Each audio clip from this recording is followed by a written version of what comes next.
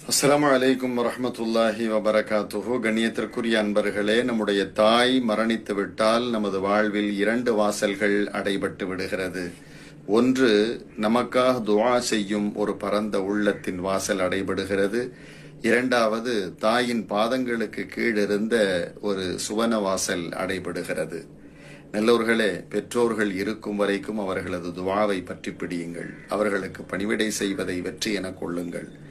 எவர் இந்த உலகத்தில் நிம்மதியான வாழ்வு வாழ வேண்டும் என்று பிரியப்படுகிறாரோ, தரித்திரமில்லாத வாழ்வு வாழ வேண்டும் என்று பிரியப்படுகிறாரோ, அவரெல்லாம் பெற்றோர்களை பற்றி பிடித்துக் கொள்ளுங்கள். பெற்றோர்களுக்கு செய்ய வேண்டிய பணிவிடைகளை பரிபூரணமாக செய்யுங்கள். வஹ்ஃபிது லஹுமா ஜனாஹ துல்லி மினர் ரஹ்மா. கருணை கொண்டு அருள் கொண்டு அவர்களிடத்தில் நீங்கள் பணிவாக நடங்கள், பணிவாக பேசுங்கள்.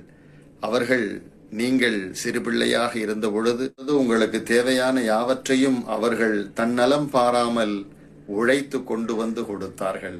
அப்படிப்பட்ட அந்த பெற்றோர் இருவரோ அல்லது ஒருவரோ நம்மிடம் இருக்கும் நிலையில் அவர்களை நாம் கண்ணியமாக நடத்த வேண்டும். அவர்களுக்கு தேவையானதை செய்து கொடுக்க வேண்டும். ஒருபோதும் பெற்றோரிடத்திலே நாம் எரிச்சல் அடைந்து சடைவடைந்து பேசக்கூடாது. நல்லோர்களே, அவர்களது துஆ அதுதான் நம்மை உயர்த்தும். அது உண்மையான ஒரு துஆ என்று கூட நாம் சொல்லலாம். நமக்காக திறந்த மனதோடு துஆ செய்யக்கூடிய ஜீவன்கள் இருக்கிறது என்றால் அது நம்முடைய தாயும் தந்தையும் தான்.